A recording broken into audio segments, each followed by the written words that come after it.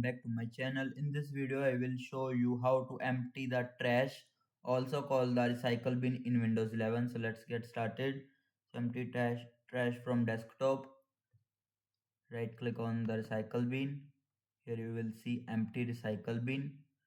When you click this, the recycle bin will be empty. Second method is open the recycle bin. Here you will see empty recycle bin. You can select one by one item, then press on delete here, then yes, or you can simply click on empty recycle bin, then press yes. Here you will see your recycle bin will be, all files are permanently deleted and your recycle bin will be empty.